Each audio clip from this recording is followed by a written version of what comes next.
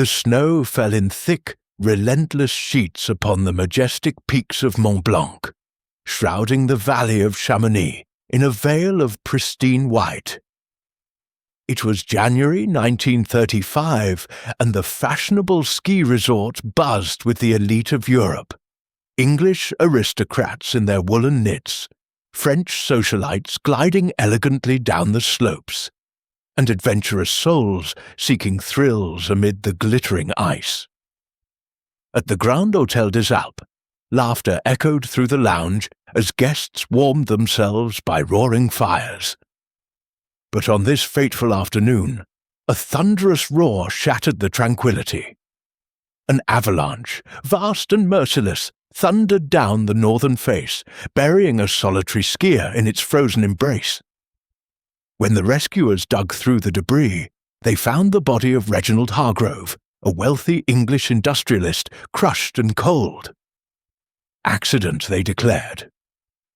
Yet one man, observing from the hotel terrace with keen green eyes, stroked his impeccable moustache and murmured, "Non, this is no accident, this is murder." Chapter 1. Arrival in the snow.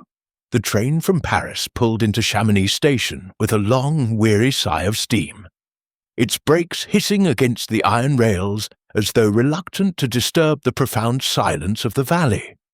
Snow lay deep upon the platforms, muffling every sound, and the air was so cold that it seemed to bite at the lungs with sharp, invisible teeth. Hercule Poirot, descending from his first-class carriage with the utmost caution, paused upon the step and surveyed the scene with a faint grimace of distaste. "Mon Dieu," he murmured, drawing his heavy overcoat more closely about his diminutive frame. "It is barbaric, this cold. One might as well be upon the steppes of Siberia." Captain Arthur Hastings, ever faithful and ever cheerful, followed him down with their valises. "Come now, Poirot," he said heartily, his breath clouding in the frigid air. "A spell in the mountains will do you the world of good. Fresh air, exercise, magnificent scenery." "Exercise?" Poirot repeated the word as though it were an insult. "Hercule Poirot does not require exercise. The little grey cells, they are exercised sufficiently without the necessity of hurling oneself down a precipice upon 2 narrow planks of wood. As for the scenery, it is undoubtedly magnificent, but one may admire magnificence quite comfortably from a warm lounge with a good fire and a glass of excellent tisane." Hastings laughed, undeterred, and signalled to a porter. Together they made their way through the bustling little station, past fur-clad travellers and porters laden with skis and luggage, toward the waiting sleigh that would convey them to the Grand Hôtel des Alpes. The journey up the winding road was one of breathtaking beauty. Snow-laden pines crowded close upon either side, their branches bending beneath the weight of winter. Far above, the great peaks of the Mont Blanc massif rose in majestic splendour, their summits gleaming rose and gold in the late afternoon sun. The bells on the horses' harness jingled merrily, and the runners of the sleigh hissed softly over the packed snow. Yet Poirot remained impervious to the enchantment. He sat wrapped in rugs, his gloved hands clasped upon his cane, his neat black moustaches bristling with disapproval. "It is too much snow," he declared at length. "It obscures everything.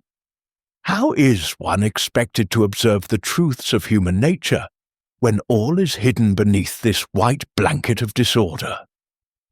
The Grand Hôtel des Alpes stood at the head of the valley, a vast and imposing edifice of stone and timber, its windows glowing warmly against the encroaching dusk. As the sleigh drew up before the entrance, liveried porters hurried forward to assist the new arrivals. Poirot alighted with relief, stamping his feet upon the cleared steps and gazing about him with sharp, inquisitive eyes. Within, the hotel was a haven of luxury and comfort, Crystal chandeliers cast a soft light over marble floors and richly panelled walls. A great log fire blazed in the entrance hall, and the air was fragrant with the scent of pine and expensive perfume. Guests in elegant après-ski attire lounged upon deep sofas, or gathered in animated groups about the bar. The murmur of conversation, punctuated by occasional bursts of laughter, filled the spacious rooms. Poirot and Hastings were conducted to their adjoining suites upon the first floor, each with a balcony overlooking the snow-covered slopes and the distant awe-inspiring bulk of the Aiguille du Midi. While Hastings exclaimed with pleasure over the view, Poirot contented himself with inspecting the radiators and ordering hot water for his bath. That evening, dressed with his customary immaculacy in a dark velvet smoking jacket, Poirot descended to the lounge for aperitifs before dinner. Hastings, in tweeds and looking every inch the sporting Englishman, accompanied him. They found seats near the great fireplace and settled themselves to observe the assembled company. It was a cosmopolitan gathering. English voices predominated, but there were French, German, Austrian, and even a few American accents to be heard. Skiing enthusiasts of every nationality mingled with those who had come simply for the social season, the glittering winter carnival that Chamonix offered to the wealthy and fashionable of Europe. Poirot's attention was soon drawn to a group seated at a nearby table. At its centre was a large, bluff Englishman of middle age, with a ruddy complexion and a loud, assertive manner. He was dressed in an expensive tweed suit that strained somewhat across his broad shoulders, and a heavy gold watch chain spanned his waistcoat. He spoke in a booming voice that carried clearly across the room. "Damned fine run, that north face," he was saying. "None of your nursery slopes for me. I like a bit of real sport, something with a touch of danger to it." His companions laughed indulgently. Beside him sat a strikingly beautiful young woman, perhaps half his age, with golden hair fashionably waved and eyes of a deep violet blue. She wore a gown of shimmering silver lame that clung to her slender figure, and about her throat gleamed a magnificent string of pearls. She smiled at the speaker's words, but there was something mechanical in the smile, as though it had been practiced many times before a mirror. "That is Mr. Reginald Hargrove," murmured a soft voice at Poirot's elbow. He turned to find a small, dark-haired man in the uniform of the hotel staff, hovering discreetly nearby. An English gentleman of considerable wealth. He arrives every season and always insists upon the most dangerous runs. "And the lady?" inquired Poirot. "Mrs. Evelyn Hargrove, his wife, a former actress, I believe. They were married 2 years ago." Poirot nodded thoughtfully, his eyes returning to the group. There were 2 others at the table. A tall, bronzed young man with the lithe grace of an athlete, dressed in a skiing sweater that displayed his muscular development to advantage, and a striking older woman wrapped in magnificent sables, her dark eyes sharp and watchful beneath finely arched brows. "The young man is Victor Lang," continued the informative porter, who had clearly taken a liking to the famous detective. "An Austrian ski instructor, very popular with the ladies. And the Russian lady is Madame Olga Petrova, a former ballerina of the Imperial Ballet, or so she claims." Poirot thanked the man with a coin and a smile, then turned his attention fully upon the little drama unfolding before him. Hargrove was boasting again of his latest business triumph, a merger that had crushed a rival and added substantially to his already considerable fortune. His wife laughed brightly at something Lang whispered to her, laying a gloved hand lightly upon the instructor's arm. Madame Petrova watched them all with an expression of cool disdain, sipping her vodka slowly. Later, at dinner, Poirot and Hastings found themselves seated at a table from which they could continue their observations. The Hargrove party occupied a prominent position in the centre of the dining room. Throughout the meal, the industrialist dominated the conversation, his voice drowning out all others. His wife appeared charming and attentive, yet Poirot's keen eyes noted the occasional flicker of boredom, or perhaps irritation, that crossed her lovely features when her husband's back was turned. Victor Lang was all gallant attention, leaping to refill her glass or light her cigarette. Madame Petrova contributed little, but her gaze rested frequently upon Hargrove with an intensity that suggested strong emotion, hatred, perhaps, or fear. After dinner, as Poirot lingered over his coffee in the lounge, he overheard fragments of conversation that intrigued him further.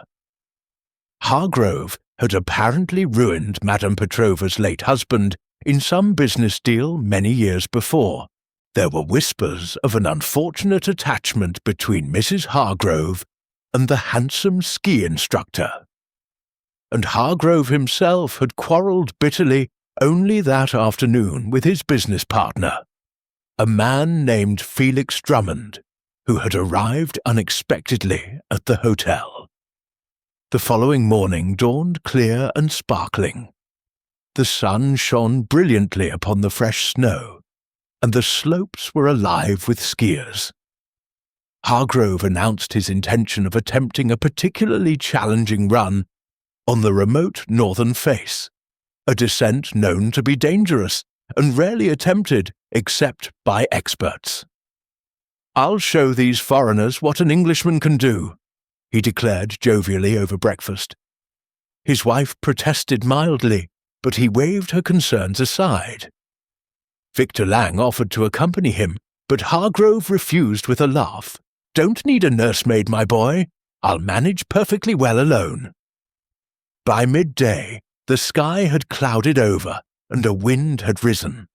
Those in the hotel lounge became gradually aware of a distant, ominous rumbling. Minutes later, a messenger burst into the hall, his face pale beneath its tan. "An avalanche! On the north face! A skier has been buried!" Rescue parties were hastily organized. Poirot, standing upon the terrace with Hastings, watched as men with probes and dogs set out into the swirling snow. Hours passed in tense waiting. At last, toward dusk, the rescuers returned, bearing a shrouded figure upon a stretcher. The victim was Reginald Hargrove.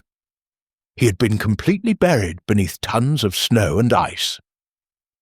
Death, it appeared, had been instantaneous. The local police inspector, a stout and competent man named Duval, pronounced it a tragic accident. The snow had been unstable after recent heavy falls. Such things, alas, happened in the mountains.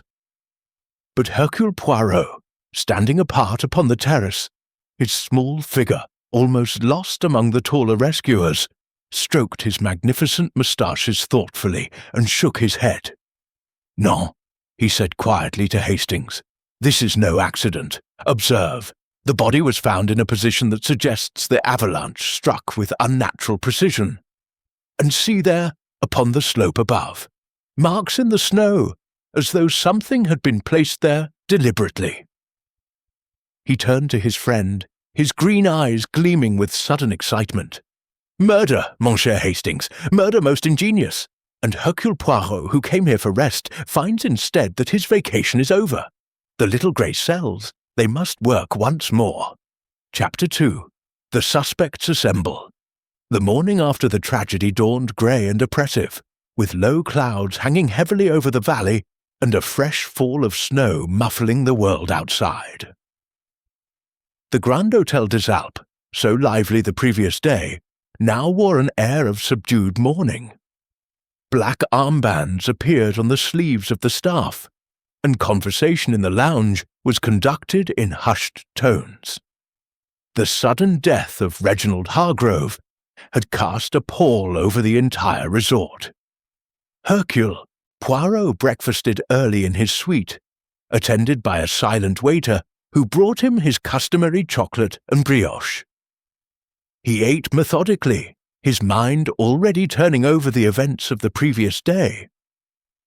When Captain Hastings joined him, rubbing his hands briskly against the chill, Poirot greeted him with a grave nod. "My friend, this is no longer a vacation. We have upon our hands a murder most foul, disguised as an accident of nature." Hastings stared. "Murder? But the inspector said—" "The inspector is a good man, no doubt, but he sees only what lies upon the surface. An avalanche? Yes, but triggered by human hand. Those marks upon the slope, they were not natural. Someone knew Hargrove's route and ensured that the snow would fall upon him at the precise moment. But who would do such a thing? And how? That, mon cher, is what we must discover." By mid-morning, Inspector Duval had arrived to conduct formal inquiries. He was a stout, red-faced man with a military moustache and an air of competent authority. He accepted Poirot's offer of assistance with reluctant courtesy, for the little Belgian's reputation had preceded him even to this remote corner of France. They began in the manager's private office, a comfortably appointed room with a view of the now deserted slopes. One by one, the principal guests connected with the dead man were summoned. First came Evelyn Hargrove, the widow. She entered swathed in black furs, her beautiful face pale and composed beneath a veil. Her violet eyes were red-rimmed from weeping, or so it appeared. She sank into the offered chair with a little sigh. "Madam," Poirot began gently, "accept my profound sympathies. This is a terrible shock. Thank you, Monsieur Poirot." Her voice was low and musical, with the cultivated accent of the stage. "Reginald was impulsive. He loved danger. I begged him not to attempt that run alone, but he would not listen." "You were married how long, madame?" 2 years. We met when I was still performing in London. He swept me off my feet, literally." A faint smile touched her lips, then vanished. He was a forceful man, used to having his own way. "And financially, madame? The will? He leaves everything to you?" She lifted her chin. "Yes, he had no close family. But if you are suggesting—" "I suggest nothing, madame. Merely establishing facts. Were there difficulties in the marriage?" Her hesitation was brief but noticeable. "No marriage is perfect. Reginald was much older, and his business absorbed him. Lately, there were strains, rumors of financial troubles, rivals. But murder? No, it was the mountain that killed him." She was dismissed with polite thanks. As the door closed, Poirot murmured, "A beautiful woman, Hastings, and one who inherits a fortune. Motive enough, perhaps." Next entered Victor Lang, the Austrian ski instructor. He was tall and handsome, with sun-browned skin and clear blue eyes that met theirs steadily. He wore his skiing clothes still, as though he had come directly from the slopes. "Gentlemen," he said in excellent English tinged with a slight accent, "this is a tragedy. Mr. Hargrove was a strong skier. Reckless, yes, but capable. You knew him well, monsieur?" "I gave him lessons last season. This year he preferred to ski alone. Yesterday morning I was conducting a class for beginners on the lower slopes. 20 witnesses can confirm it." Poirot's eyes twinkled. "And Madame Hargrove, you are friends?" Lang flushed slightly. "We are acquaintances. She is charming, naturally, but there is nothing improper."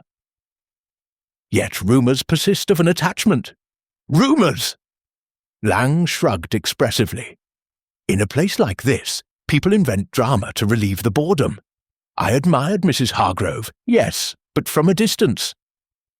He left with a courteous bow, but Poirot noted the tension in his shoulders.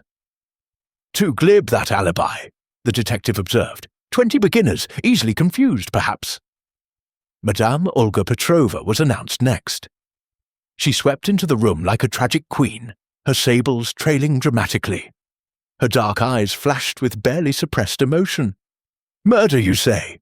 she began without preamble, in heavily accented English. "If it is murder, then justice is done." "Madame," Duval protested. She laughed bitterly. "You think I hide my feelings? Hargrove was a swine. 20 years ago, in Russia, he ruined my husband in a business deal, drove him to suicide. I have waited long for vengeance, but the mountain has taken it for me." "Your alibi, madame?" "I was in my room all morning, writing letters. The maid brought chocolate at 10, and I did not stir until the news came." Poirot regarded her thoughtfully. "And you ski, madame?" "In my youth, yes, but now—" She shrugged. "These old bones prefer the fireside." As she departed, Hastings exclaimed, "She practically confessed." "Non, mon ami, she is too open. The true murderer hides behind innocence." The final interviewee was Felix Drummond, Hargrove's business partner, who had arrived unexpectedly 2 days earlier. He was a thin, nervous man in his 50s, with pince-nez and a worried expression. "Ghastly business," he muttered, mopping his brow. "Reginald and I had our differences. He was cutting me out of profits from the merger. But murder? Absurd." "You quarrelled yesterday?" "A discussion merely. Business. I was in the bar all morning. Dozens saw me." Poirot leaned forward. "Monsieur, did Hargrove have enemies?" Drummond hesitated. "Plenty. He was ruthless in deals. There were anonymous letters lately, threats. He laughed them off." "Letters? Where are they?" "In his room, I believe." The interview concluded, and the four withdrew to consider. Inspector Duval spread his hands. "Alibis all round, monsieur. A tragic accident, nothing more." But Poirot was already moving toward the door. "Come, Hastings, we must examine the victim's room, and those letters." They found Hargrove's suite untouched, the bed still unmade from the previous night. On the writing desk lay several envelopes. One, postmarked locally, contained a single sheet. "You will pay for your crimes, Hargrove. The mountains have long memories." More significantly, Poirot discovered in the wastebasket a torn telegram. "Arriving tomorrow. Must speak urgently. F.D." Drummond's arrival had been expected, and perhaps feared. As they left the room, Poirot paused in the corridor. Fresh snow had fallen overnight, but he noticed something odd. Faint tracks leading from the service stairs toward the ski storage room. Tracks made by small boots, perhaps a woman's. That evening, as the guests gathered uneasily in the lounge, a telegram was delivered to Poirot himself. He opened it with deliberate care. The message was brief: "Leave the mountain, little detective, or join Hargrove beneath the snow." Poirot folded the paper neatly and placed it in his pocket. His eyes gleamed. "The murderer grows nervous, Hastings. Good, very good. For when the criminal strikes again, he reveals himself." Chapter 3. Footprints in the Snow. The threat contained in the telegram weighed upon Poirot's mind as he retired that night, yet it did not disturb his sleep. He awoke refreshed, his brain clear and active, determined to pursue the truth with renewed vigour. Breakfast was taken in the dining room, where the atmosphere remained heavy with unspoken suspicion. Guests glanced furtively at one another, conversations faltered, and the clink of cutlery seemed unnaturally loud in the subdued silence. Captain Hastings, ever the outdoorsman, was eager to accompany Poirot on his proposed expedition to the Avalanche site. "Dash it all, Poirot," he said over coffee. "We can't sit cooped up here while there's evidence out there in the snow. A good tramp will clear the head." Poirot sighed but acquiesced. Bundling himself reluctantly into a thick fur-lined coat, muffler and galoshes that the hotel had provided. Very well, Hastings, but understand, I go not for the pleasure of the exercise, but for the necessity of observation. The snow, it preserves secrets if one knows how to read them. Inspector Duval joined them, along with 2 local guides equipped with probes and ropes. The party set out shortly after 9, skiing or trudging according to their preference. Hastings skied with enthusiasm, Duval with sturdy competence, while Poirot was conveyed upon a small sled pulled by one of the guides, a concession to his abhorrence of physical exertion that drew an amused twinkle even from the stolid inspector. The site of the Avalanche lay upon the northern face, a remote and forbidding slope flanked by jagged rocks and overhanging cornices of ice. Even now, 24 hours later, the scene was one of desolate chaos. Vast quantities of snow had thundered down, carving a wide swathe through the pines and piling in great heaps at the base. The rescuers had marked the spot where Hargrove's body had been recovered, and the snow there was trampled and stained. Poirot alighted from his sled and stood surveying the devastation with keen eyes. The guides pointed out the path Hargrove had taken, a bold traverse across the upper bowl, cutting beneath a dangerous overhang known to the locals as the White Death. "See here, monsieur," said one guide, a weathered Savoyard named Pierre. "The snow was heavy after the recent storms. One vibration, a shout even, and it could release." But Poirot was not convinced. He directed their attention higher up the slope, to a point just below the cornice. There, faintly visible against the fresh powder that had fallen overnight, were irregularities in the snowpack. Small depressions, as though something had been inserted and then carefully smoothed over. "Mon Dieu," murmured Poirot. "It is as I suspected. This was no natural release, a charge, perhaps, a small explosive, or even a weighted cord to dislodge the cornice. Deliberate, premeditated." Duval frowned. "But who could place such a thing? The slope is remote. One would need to ski there, unobserved." "Precisely," replied Poirot. "And observe this." He pointed to a line of tracks leading away from the disturbed area, descending obliquely toward a stand of pines that offered cover. The tracks were partially obscured by the night's snowfall, but still discernible. Narrow, light impressions, made by skis of a smaller size than Hargrove's broad touring pair. "These are not the victim's tracks," Poirot continued. He approached from below. "These come from above, circle the danger zone, and depart toward the trees. And see, the depth is shallow.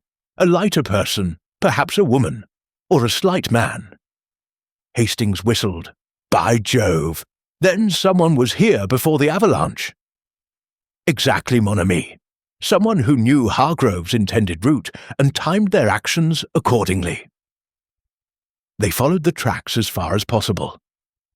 In the shelter of the pines they became confused with other marks, animal spoor perhaps, or older ski trails. But one thing was clear. The mysterious skier had descended toward the valley, possibly circling back to the hotel by a little-used path, returning to the hotel by midday. Chilled but exhilarated, Poirot lost no time in pursuing this new clue. He summoned the boot boy and the ski attendant, questioning them closely about the equipment used by the guests. Madame Petrova's skis, it transpired, were of a narrow, elegant model suited to a lady's lighter weight. And her boots, small, fur-trimmed, matched precisely the impressions Poirot had measured with a pocket tape. Confronted in her suite that afternoon, Madame Petrova received the accusation with surprising calm.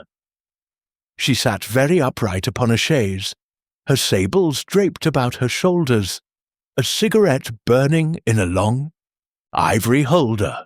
"Yes, I was out yesterday morning," she admitted in her deep, accented voice. "I often take a little ski before breakfast. It reminds me of my youth in St. Petersburg. But I remained upon the lower pistes near the hotel. I approached nowhere near the north face.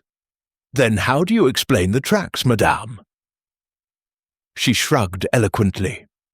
"Tracks in snow are treacherous things, Monsieur Poirot. The wind shifts them, the sun alters them.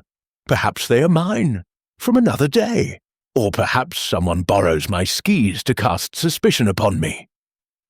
Poirot bowed. "A possibility, madame. We shall investigate." Later, in the ski room, he examined Victor Lang's equipment. The Austrian's skis were broader, his boots larger and heavily studded. Yet, upon one boot, caught in the buckle, Poirot discovered traces of a dark, gritty substance, residue such as might come from handling explosives. Lang, summoned from a lesson, examined the boot with apparent surprise. That? Merely from the controlled blasts we use sometimes to clear dangerous cornices. As an instructor, I assist the patrol occasionally. It is nothing sinister. His explanation was plausible, yet Poirot's eyes gleamed with doubt. That evening, as snow began to fall again in thick, silent flakes, Evelyn Hargrove sought Poirot privately in the lounge. She was pale, her violet eyes shadowed with genuine distress. "Monsieur Poirot," she began hesitantly, "there is something I must tell you." Reginald had been receiving anonymous letters, not just the one you found. Accusations of fraud in his business dealings. He destroyed most, but one remains in my jewel case. And there were money troubles. He feared exposure. She handed him a folded sheet. The message was typed. "Your crimes will find you out, even in the mountains." Poirot thanked her gravely. As she turned to leave, he noticed her glance linger upon Victor Lang, who stood across the room conversing with pupils. Meanwhile, Hastings, ever resourceful, had been pursuing his own inquiries among the staff. He reported excitedly to Poirot before dinner. "I say, old chap, Drummond and Hargrove had a blazing row the night before last. Overheard by the valet. Something about falsified accounts and Drummond being ruined." Tension mounted further when, during aperitifs, Felix Drummond confronted Evelyn publicly about the terms of the will, his voice rising in bitterness. "Reginald promised me a share. He can't have cut me out entirely." The widow retreated in tears, and the room buzzed with speculation. As night fell and the storm intensified, wind howling about the eaves, Poirot confided in Hastings in the privacy of their sitting room. "The pieces begin to form a pattern, my friend, but there are contradictions. Lang's alibi is strong, yet this residue troubles me. Madame Petrova's tracks, convenient, too convenient, and Drummond's quarrel." He paused, staring into the fire. "But one thing is certain. The murderer watches us, and when we draw too close—" At that moment, a sharp crack echoed from the terrace outside their window. Hastings rushed to the door, flinging it open just in time to see Poirot's balcony rail, upon which the detective had leaned earlier, give way entirely, tumbling into the abyss below. Had Poirot stepped out a moment sooner? The little Belgian stood motionless, his face pale but composed. "Ah," he said softly, "the murderer grows impatient, but impatience, Hastings, it is the undoing of many a criminal." Who then had loosened the rail and struck so nearly at the heart of the investigation? Chapter 4. The False Trail. The discovery of the sabotaged balcony rail sent a ripple of alarm through the Grand Hotel des Alpes. Staff were summoned, the carpenter examined the break, and Inspector Duval posted a constable outside Poirot's suite. The little detective himself treated the incident with outward calm, merely requesting that his tisane be served with extra sugar to steady the nerves. Attempted murder twice in as many days. Hastings exclaimed as they sat in the lounge later that morning, watching snow swirl against the windows. "First Hargrove, now you. This villain is bold, Poirot." "Bold, yes, and desperate," replied Poirot, stroking his moustache thoughtfully. "The loosened rail was crude work, hastily done. It tells us that our inquiries strike close to the heart of the matter." News of the accident spread rapidly among the guests. Evelyn Hargrove called personally to express her horror, her violet eyes wide with concern. Victor Lang offered his services as a bodyguard, flexing his athletic frame with a grim smile. Madame Petrova merely raised an eyebrow and observed that the mountains were dangerous in many ways. Felix Drummond, pale and twitching, muttered about leaving for Paris at the earliest opportunity. By afternoon, Inspector Duval, spurred by Poirot's gentle insistence, took decisive action. He arrested Madame Petrova on the strength of the boot prints at the Avalanche site. The Russian was brought to the manager's office with great dignity. Her sables swept about her like a cloak of defiance. "This is absurdity," she declared in ringing tones. "You accuse me because I walk in the snow? I, who have lost everything to that man years ago. Why would I risk more now?" Duval was firm. "The prints match your boots exactly, madame, and your admitted hatred of the victim." But Poirot intervened smoothly. "Un moment, Inspector. Permit me to examine the evidence once more." He had the boots brought in, Madame Petrova's elegant fur-trimmed pair, and compared them meticulously with the plaster casts taken from the slope. The size matched, the tread pattern corresponded, yet something troubled him. "Observe, Hastings," he said quietly. "The impressions were deep at the heel, light at the toe, as though the wearer dragged the feet slightly. Madame Petrova skis with the grace of her ballet training. Her stride would be even. Non, this is a false clue, planted deliberately to mislead us." Madame Petrova was released with apologies, though she departed with a scornful glance that promised no gratitude. The investigation turned anew to the other suspects. Poirot interviewed Felix Drummond at length in the smoking room, where the businessman paced nervously, cigar ash scattering upon the carpet. "You admit forging certain documents to undermine Mr. Hargrove's merger?" Poirot asked directly. Drummond started. "How? Yes, damn it, I did. He was squeezing me out, promised me a partnership, then reneged when the profit soared. I needed to protect myself. But murder? Good God, no. I was in the bar all morning. Ask the barman, ask anyone." And the quarrel overheard by the valet. A moment of anger. Reginald could be brutal in business, but I wished him no physical harm. Poirot nodded sympathetically. "And these anonymous letters accusing him of fraud, perhaps your work?" Drummond flushed. "No, though I confess I was glad someone else saw through him." A greater red herring emerged that evening, supplied unwittingly by Hargrove's valet. The man, a discreet soul named Bates, approached Poirot hesitantly after dinner. "Begging your pardon, sir, but I thought you should know. The night before Mr. Hargrove's death, I saw Mrs. Hargrove and Mr. Lang together in the conservatory, very close, if you take my meaning, whispering, her hand on his arm. They parted quickly when they heard me." The revelation caused a sensation when discreetly shared. Evelyn Hargrove, confronted privately, dissolved into tears in Poirot's sitting room. "Yes, it's true," she confessed, dabbing her eyes with a lace handkerchief. "There was an attachment. Reginald was so much older, so absorbed in his affairs. Victor was kind, attentive. We met secretly several times, but I swear to you, Monsieur Poirot, I had no part in his death. I loved Reginald in my way, and Victor would never—" Her voice broke. Poirot patted her hand with avuncular gentleness. "Calm yourself, madame. Affairs of the heart are not always affairs of murder."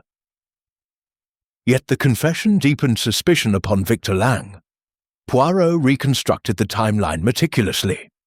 Hargrove had departed for his ski at 10 o'clock. The Avalanche struck at precisely 11:15, as confirmed by witnesses who heard the roar. Someone had known his exact route and timing. That night, Hastings made a discovery that seemed to clinch the case against the Austrian. Searching Lang's room, with Duval's reluctant permission, he found tucked behind a wardrobe a folded map of the northern slopes, with Hargrove's fatal traverse clearly marked in red ink.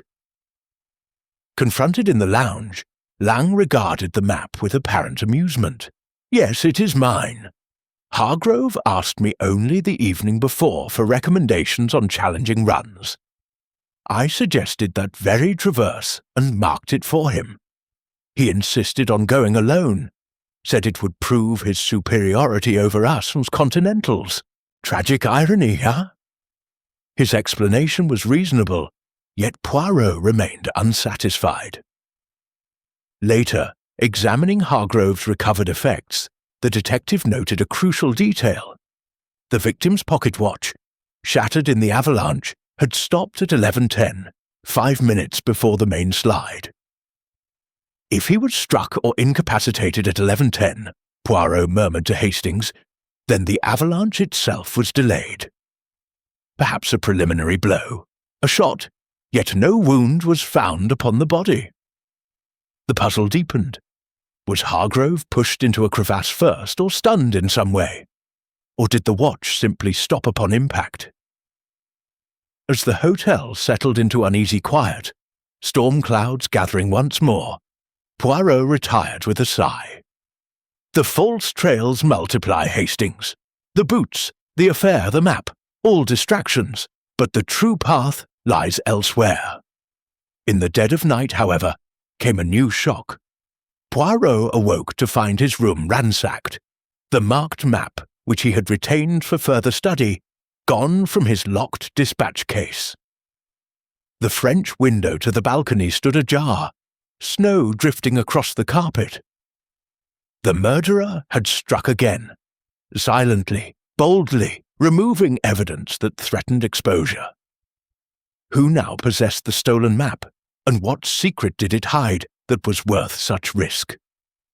Chapter 5. Secrets of the Slopes. The theft of the map from Poirot's room left the detective more determined than ever. He had lost the physical evidence, but not the memory of its details. The precise red line marking Hargrove's route, a small cross near the cornice, and a faint pencil note in the margin. 11 June, steady traverse. The thief had acted quickly, but not quickly enough to erase the image from Poirot's mind. The storm that had begun the previous night intensified through the morning, sealing the hotel in a cocoon of snow and wind. The lifts were closed, the roads blocked.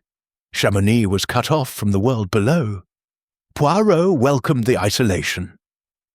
"Now," he said to Hastings over breakfast in their sitting room, "the murderer cannot escape, and the little grey cells, they can work undisturbed." Inspector Duval, frustrated by the lack of progress, agreed to let Poirot take the lead. Together they interviewed the hotel staff again, focusing on the ski room and the basement storage where avalanche control equipment was kept. It was there that Hastings made a startling discovery. Behind a stack of old skis, wrapped in an oilcloth, lay a small metal cylinder with a timer mechanism, a detonator of the type used for controlled blasts. The device was identical to those employed by the ski patrol, but its serial number had been filed off. More damning still, a faint smudge of red wax, ski wax, clung to the base. "See here, Poirot," Hastings said excitedly. "This must be what triggered the avalanche. Someone set it the night before, timed it for Hargrove's passage.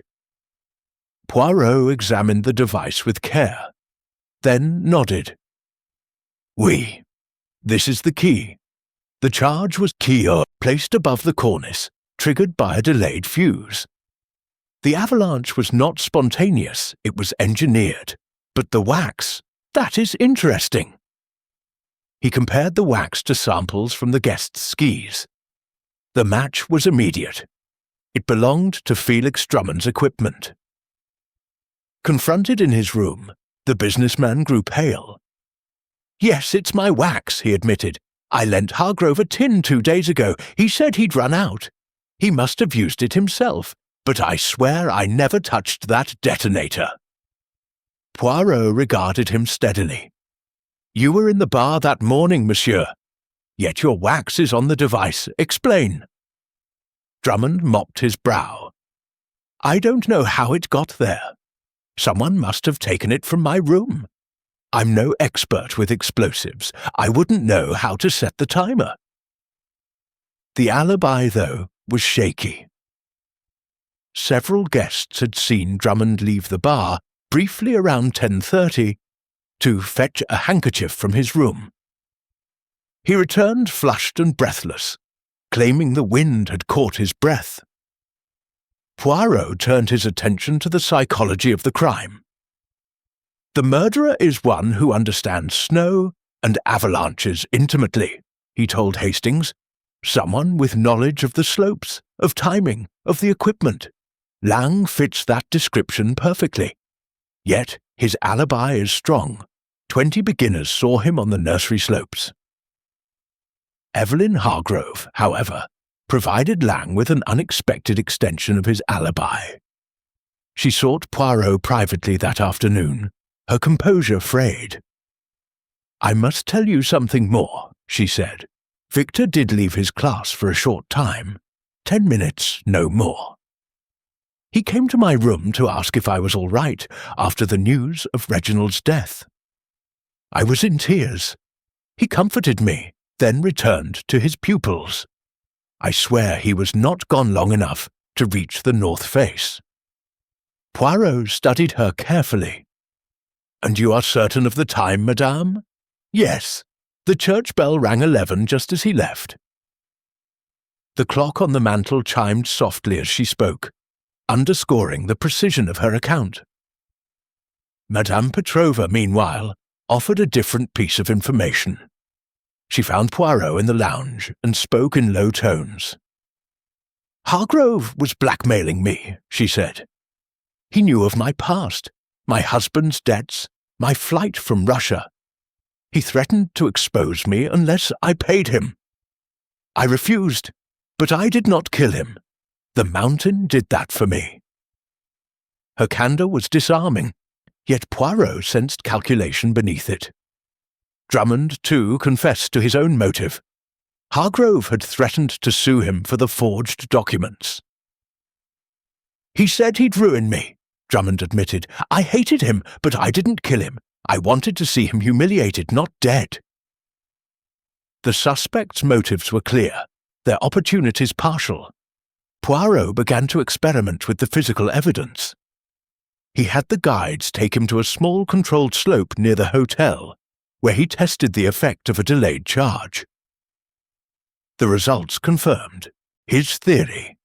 A small explosion at the right moment could release a cornice precisely when a skier passed below. Someone knew Hargrove's habits, Poirot said to Hastings that evening. Someone who could predict his route and time his actions to the minute. As night fell and the wind howled, Poirot sat alone in the darkened lounge, watching the flames. He thought of the stolen map, the wax, the detonator, the false trails. The pattern was emerging, but one piece remained elusive. Suddenly, a faint sound reached his ears, the soft click of a door closing somewhere nearby. He rose, moving silently toward the corridor. The lights in the hall had been dimmed, and shadows stretched long across the marble floor. He paused, listening. From the direction of the basement stairs came the muffled thud of footsteps descending. Poirot followed, his heart beating steadily. At the bottom of the stairs, the door to the storage room stood ajar. Inside, the faint glow of a torch moved among the stacks of skis and equipment. He stepped forward, ready to confront the intruder. But the light snapped off. Silence fell, broken only by the distant howl of the wind. Someone had been there, someone who knew the detonator had been found, and that someone was still in the hotel, waiting for the next opportunity to strike. Chapter 6.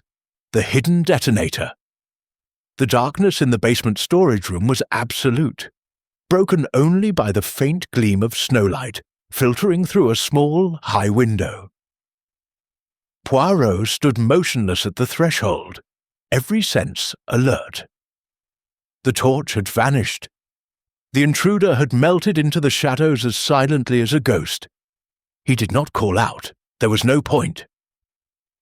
Instead, he waited, listening to the muffled howl of the storm above and the soft creak of the old building settling around him.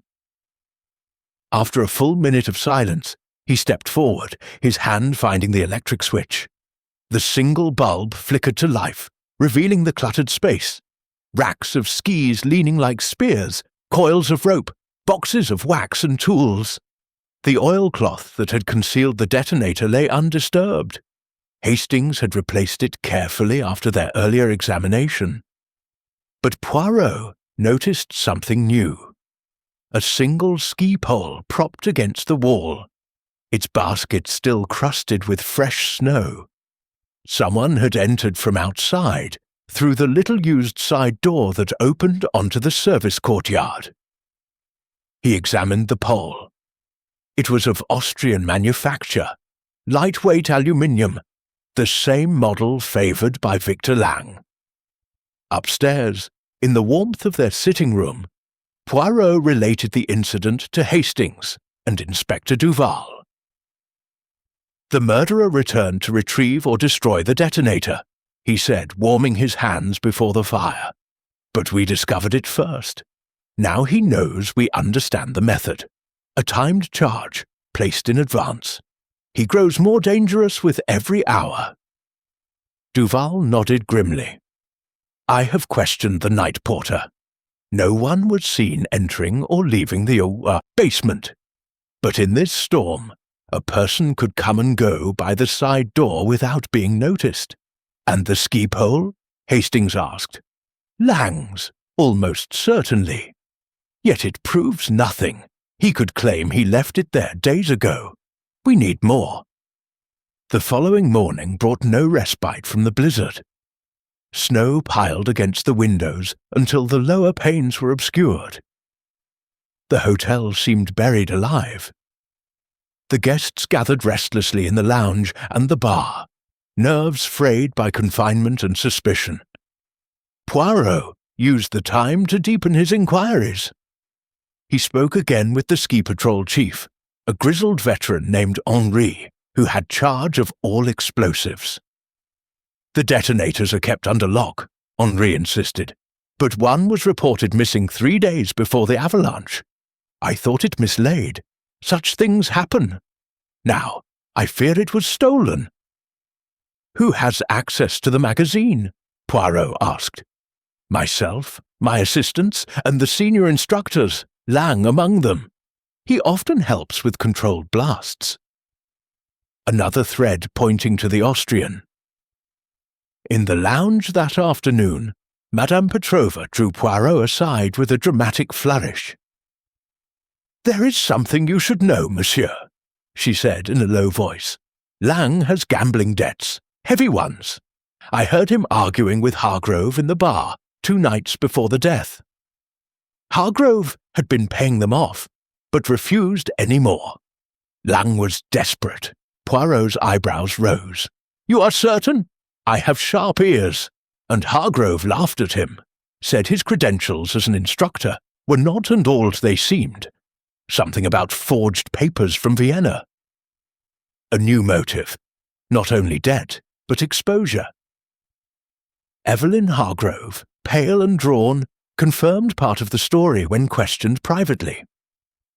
Reginald mentioned Victor's difficulties, she admitted. He had been helping him financially, for my sake, he said. But lately he grew impatient. He threatened to dismiss Victor from the hotel's employ. Felix Drummond, meanwhile, added his own piece during a tense interview in the smoking room. Hargrove was planning to expose us all, he said bitterly. He had discovered a shared investment. Petrova, Lang, even myself. We had all put money into a scheme he controlled. He intended to declare it fraudulent and keep everything. He told me so the night before he died. Poirot leaned forward. All three of you, victims of the same fraud? Drummond nodded. He laughed about it, said we were fools to trust him. The motives multiplied, yet converged upon the same victim. As evening fell and the storm reached its height, the hotel's electricity failed. The lights flickered once, twice, then died, plunging the building into darkness, lit only by the fireplaces and a few oil lamps the staff hurriedly produced. Shadows leapt grotesquely upon the walls. The wind screamed like a living thing. The guests gathered in the main lounge, huddled close to the great hearth. Tension was palpable. Conversation dwindled to whispers. Poirot sat in a high-backed chair, apparently dozing, but his eyes beneath half-closed lids missed nothing. He watched Lang pace restlessly near the windows. He saw Madame Petrova clutch her furs tightly, her gaze fixed upon the flames. Drummond nursed a brandy with shaking hands. Evelyn Hargrove sat apart, white-faced. Suddenly, a sharp crack split the silence. A gunshot, unmistakable, from the direction of the corridor. Hastings leapt to his feet. Good God! Chaos erupted. Women screamed. Men shouted. Duval, pistol in hand, plunged into the darkness, followed by Hastings and several guests. They found Inspector Duval himself slumped against the wall near the foot of the stairs, clutching his left arm. Blood seeped between his fingers. A graze only, he gasped as they helped him back to the lounge. The bullet came from the side corridor. Through the window, I think. A pane in the adjoining smoking room was indeed shattered, the wind driving snow across the carpet. Outside in the swirling white, fresh footprints led away from the building toward the trees, then vanished into the storm. The shot had been fired from close range, yet in the darkness and confusion, no one had seen the shooter. Poirot examined the wound. It was superficial, the bullet having torn the sleeve and flesh without striking bone. The murderer seeks to frighten us, he said quietly as the doctor bandaged the arm. To create panic, perhaps to cover an escape. But escape is impossible tonight. He turned to the assembled guests, his voice calm but commanding. Mesdames et messieurs, remain here together. No one is to leave this room until the lights return. The murderer is among us, and he will strike again if we allow him the opportunity. The fire crackled. Outside, the storm raged on. In the flickering light, every face seemed masked with fear and guilt. Who had fired the shot in the dark, and what desperate secret drove them to such lengths? Chapter 7. Shot in the dark. The gunshot, sharp and shocking in the confined darkness of the lounge, brought every occupant to their feet in an instant. For a moment there was pandemonium, cries of alarm, the scrape of chairs overturned, the crash of a glass shattering upon the hearth. Then Inspector Duval's voice, steady despite the pain, cut through the confusion. Calm yourselves, mesdames et messieurs. It is only a flesh wound. Someone fetch the doctor, quickly. Oil lamps were lit, candles brought from the dining room. In their flickering glow, the scene took on a medieval aspect. Faces pale and strained, eyes wide with fear, shadows dancing grotesquely upon the panelled walls. The doctor arrived within minutes, a brusque Swiss gentleman who examined Duval's arm by the firelight, pronouncing it a clean graze that would heal with bandaging and rest. "The bullet passed through the sleeve and scored the flesh," he said. "A little deeper, and it would have shattered the bone. You were fortunate, Inspector." Duval grimaced as the wound was dressed. "Fortunate, yes, but the murderer was not aiming to miss entirely. This was a warning or an attempt to create chaos." Poirot, who had remained seated throughout the commotion, now rose and addressed the assembled guests with quiet authority. "We must reconstruct the moment. The shot came from the smoking room adjoining this lounge. The window there was shattered from outside.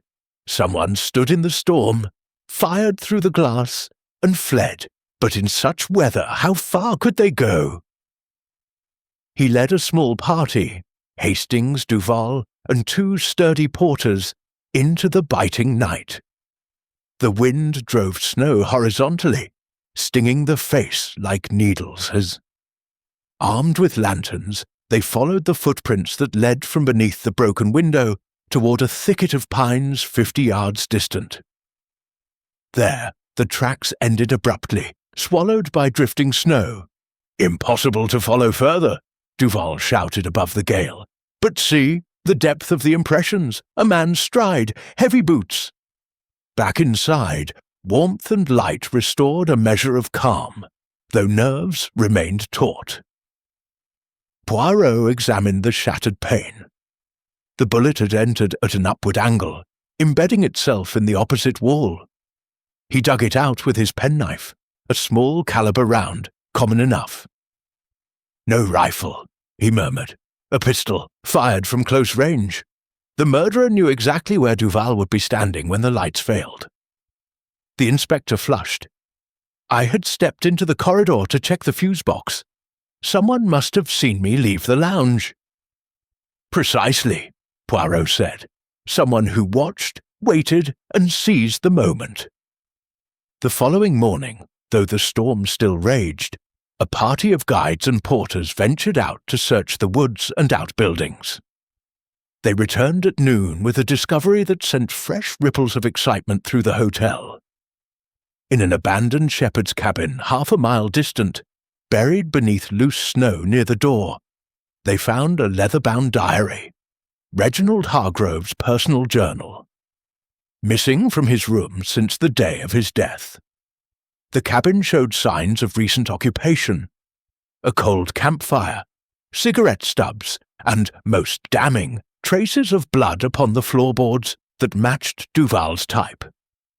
The diary was brought to Poirot, who examined it with meticulous care in the manager's office. The final entries were revealing. January 12th.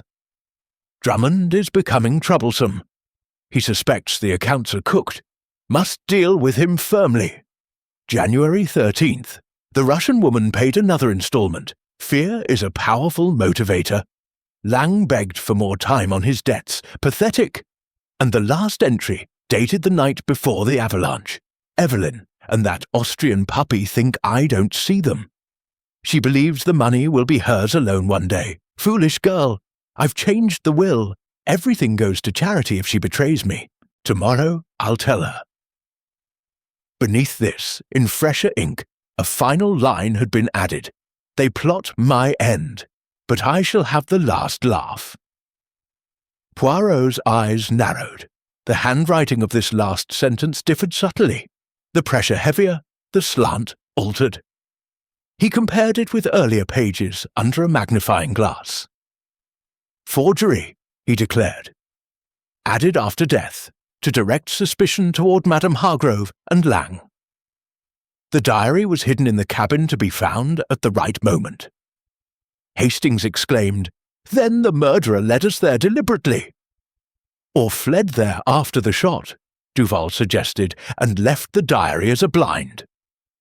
The discovery implicated Felix Drummond most heavily. The entry about cooked accounts matched his own confessions of forgery, and the cabin lay in the direction his room's window faced. He could have reached it swiftly in the dark. Confronted, Drummond reacted with fury and fear. Yes, I knew about the accounts. I helped falsify them. Hargrove forced me into it, but I didn't kill him. And that diary entry is nonsense. I never threatened him physically. His alibi for the shooting was weak. During the blackout, he claimed to have remained by the fire, yet several guests could not recall seeing him clearly in the confusion. As evening approached, the storm began to ease slightly, though snow still fell thickly. Drummond, increasingly agitated, announced his intention of leaving the hotel at first light, whatever the conditions. "I've had enough of this madhouse," he declared in the lounge. "I'll take a sleigh down to the village if I have to." But that night, as the hotel settled into uneasy quiet, Drummond attempted flight. A porter caught him in the entrance hall at 2 a.m, bundled in furs and carrying a valise, trying to bribe a guide to harness horses. He was brought before Poirot and Duval, dishevelled and defiant. "I tell you, I'm innocent. I only wanted to get away from this accusation." Poirot regarded him sadly. "You run, monsieur, because you fear the truth will catch you. But the truth, it has long legs." Drummond was confined to his room under guard. Yet, as Poirot retired, he murmured to Hastings, "Too obvious, my friend. The diary forgery, the flight, all red herrings designed to focus upon Drummond. The true murderer remains in shadow, congratulating himself upon his cleverness." And in the final pages of the forged diary, hidden between blank leaves, Poirot had found one more entry. A name scrawled hastily. "The Austrian will pay for his presumption." Was this the key, or yet another lie? Who then had written the damning words that pointed so clearly to guilt, yet dissolved under scrutiny? Chapter 8. The Diary's Lie. The storm, which had raged for so many days, began to abate as dawn broke on the 4th day after the avalanche. A pale, watery sun filtered through thinning clouds, and the wind dropped to a whisper. The hotel stirred with cautious relief. Roads would soon be cleared. The world would reopen. But for Hercule Poirot, the time of revelation had come. The isolation had served its purpose. The murderer, trapped like a rat in a cage, had revealed himself through desperation. In the great lounge that evening, as the electricity flickered back to life and the chandeliers cast their steady glow once more, Poirot assembled the suspects. The room was warm, the fire crackling cheerfully, yet an atmosphere of dread hung heavy. Evelyn Hargrove sat pale and composed upon a sofa, her hands clasped tightly in her lap. Victor Lang stood near the window, his athletic frame tense, gazing out at the snow-laden slopes. Madame Petrova occupied a high-backed chair like a throne, her dark eyes watchful beneath arched brows. Felix Drummond, released from confinement but under guard, slumped in a corner, his face haggard. Inspector Duval, his arm in a sling, stood by the door with 2 constables. Captain Hastings hovered near Poirot, ready for any eventuality. "Mesdames et messieurs," Poirot began, his voice clear and precise in the hushed room, "we have reached the moment of truth. The avalanche that claimed the life of Reginald Hargrove was no act of God. It was murder, cold, calculated, and ingenious." A murmur rippled through the group. Drummond stirred uneasily. Lang turned sharply. "The method," Poirot continued, "was a small-time charge placed above the cornice the night before. It was detonated precisely as Hargrove traversed the slope below. The murderer knew his habits, his route, his timing, and he covered his tracks with false clues, many false clues." He held up the recovered diary. "This journal, so conveniently found, contains forgeries. The final entries, accusing Madame Hargrove and Monsieur Lang of plotting, were added later, in ink that had not fully dried. The handwriting, under magnification, betrays the forger's heavier hand. And this last scrawl, "The Austrian will pay," another lie, designed to inflame suspicion. Drummond protested weakly. "But the earlier entries, they show Hargrove's intentions toward me." "True," Poirot conceded, "but the murderer used the real diary to plant falsehoods. He hid it in the cabin after firing the shot at Inspector Duval, knowing it would be discovered." Madame Petrova leaned forward. "Then who is this murderer, monsieur? You play with us like a cat with mice." Poirot's green eyes gleamed. "Patience, madame. Let us examine the red herrings. First, the footprints near the site, matching your boots exactly. But as I demonstrated, they were planted. Someone borrowed your skis that morning and dragged the heels to alter the stride." Madame Petrova nodded slowly. "I suspected as much." Then the affair between Madame Hargrove and Monsieur Lang, confessed openly. Yet it provided Lang with an extended alibi. Too convenient. And the map found in Lang's room, stolen from mine to destroy evidence. Yet it was innocent. Hargrove himself requested it. Lang spoke for the first time. "You said the charge was timed. My class saw me all morning." "Oui.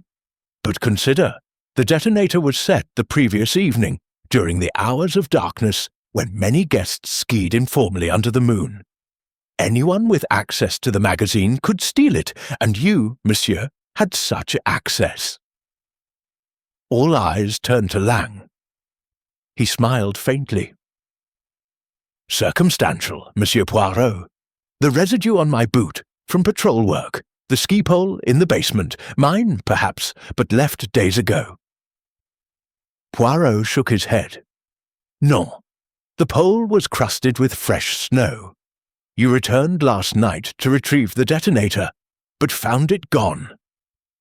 And the wax upon it, Drummond's, lent to Hargrove, but transferred when you handled his skis to plant another false trail." Evelyn Hargrove gasped. "Victor!"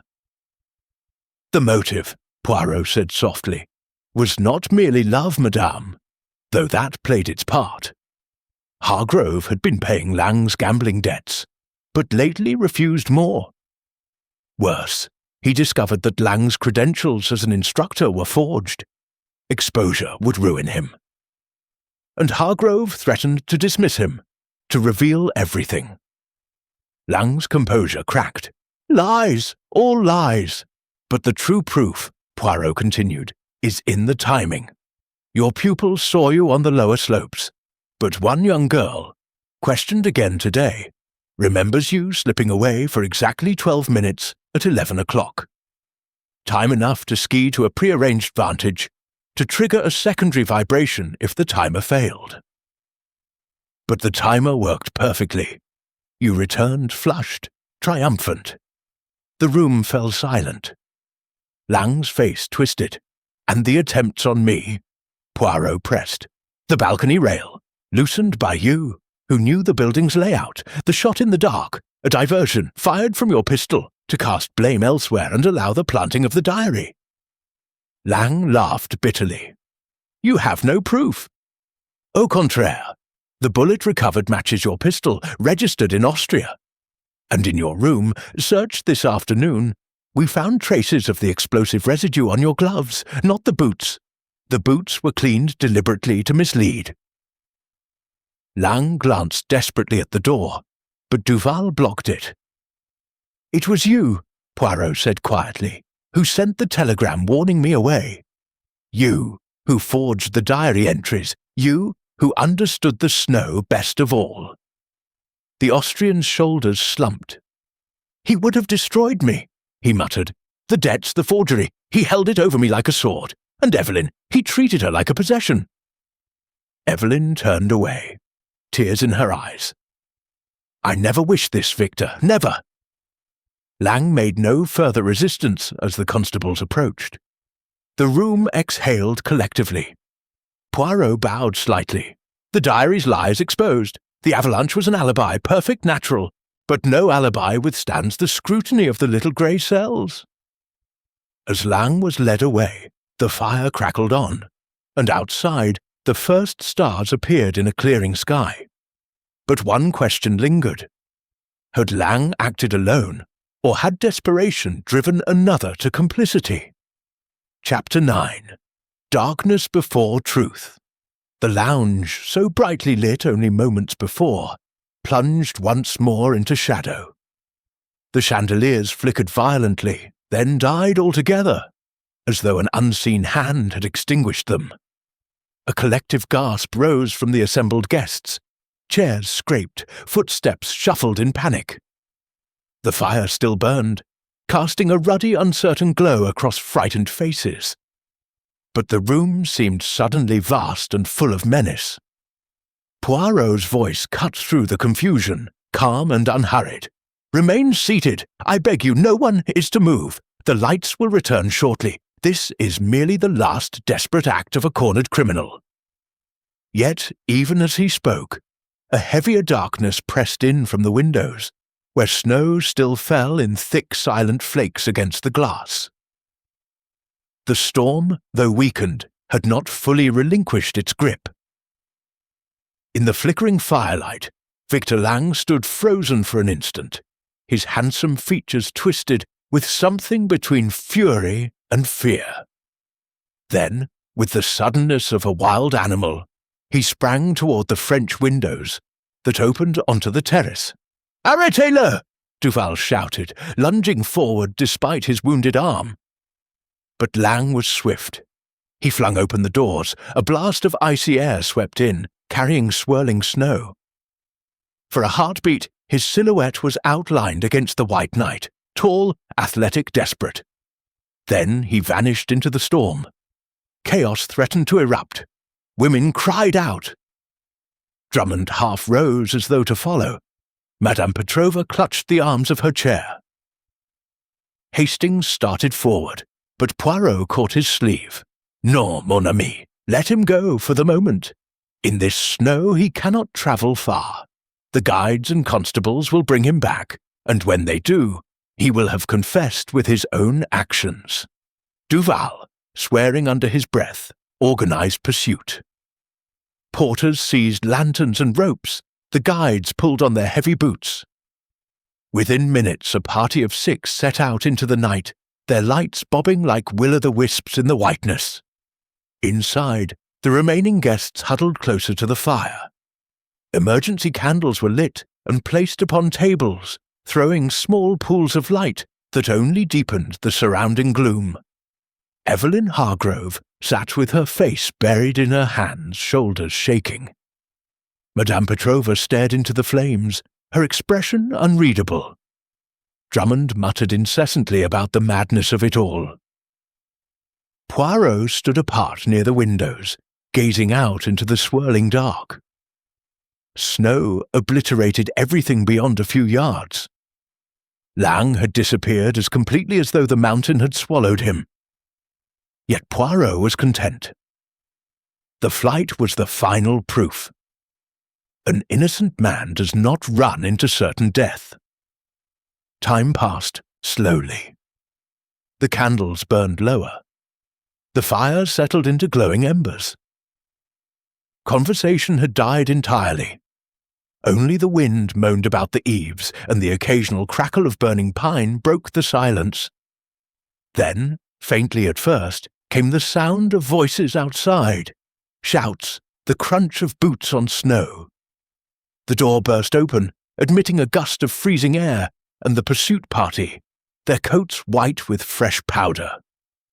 Between 2 guides stumbled Victor Lang, his face livid, his wrists bound with rope. Snow clung to his hair and clothing. His breath came in ragged gasps. He had not gone far. Blinded by the storm and exhausted by the deep drifts, he had collapsed scarcely 200 yards from the hotel, half buried already. Duval pushed him forward into the candlelight. "Well, monsieur," the inspector demanded, "have you anything to say?" Lang raised his head.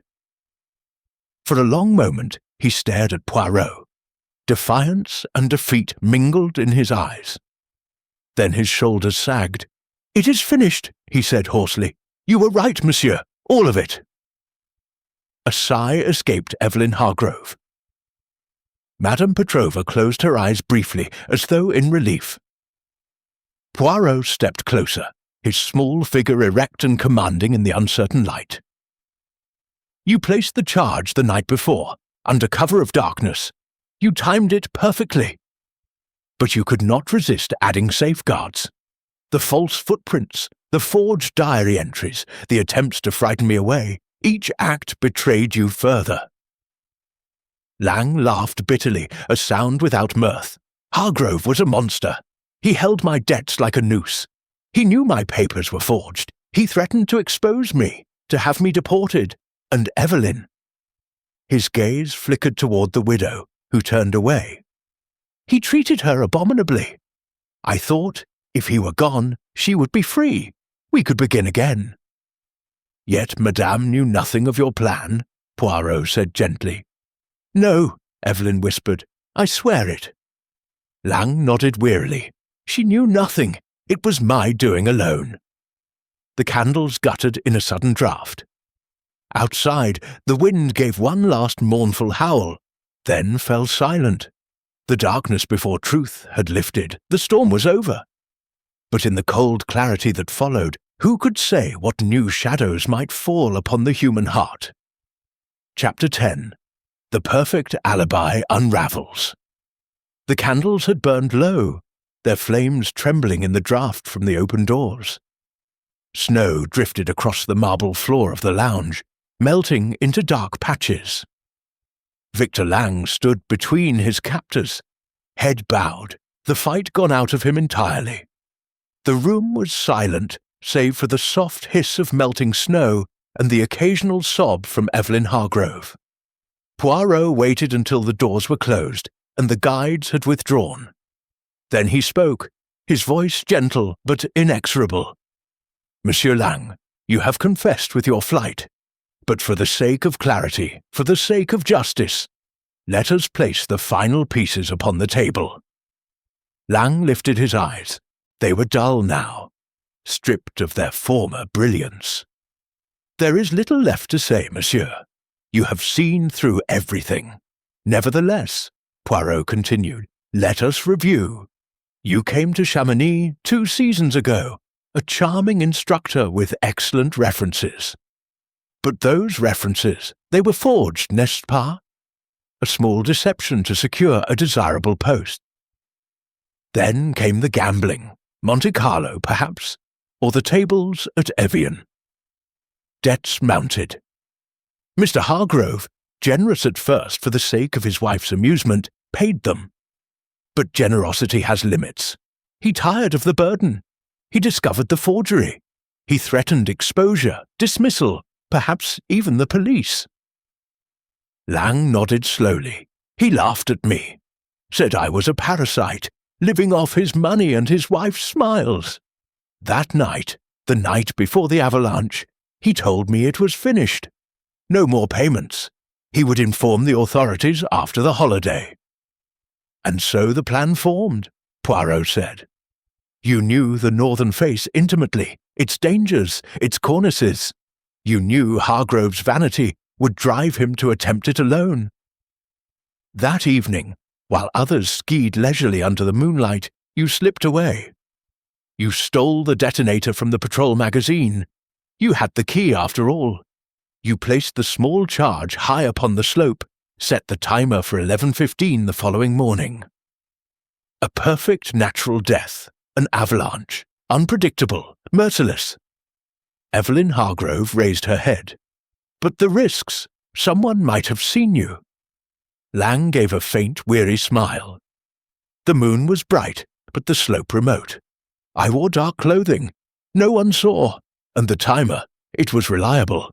I returned to the hotel, joined the others for late supper. No one suspected.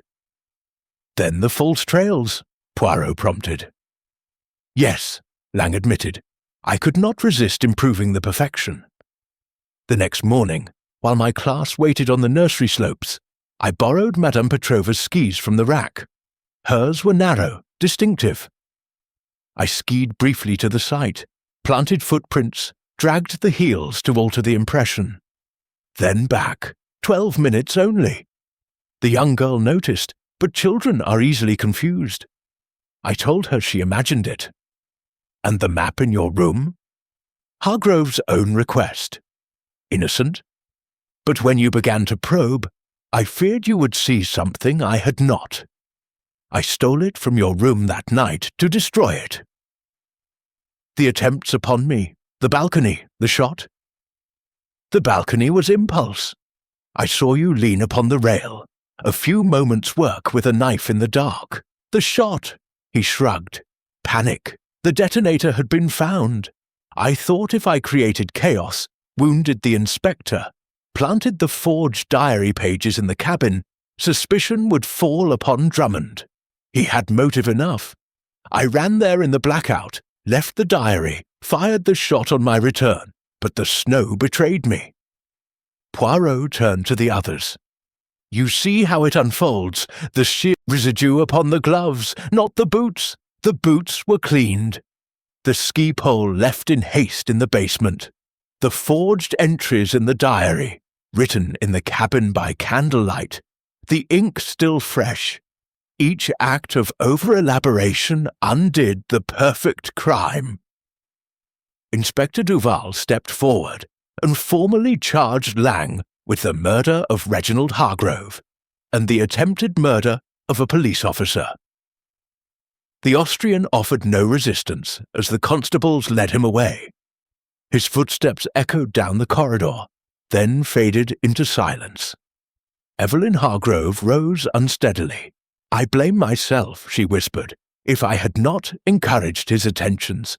Non, madame, Poirot said kindly. You are not responsible for the darkness in another's soul. Monsieur Lang acted alone, from pride and desperation. Madame Petrova stood, drawing her sables about her. The mountain has claimed its due, she said cryptically, and swept from the room.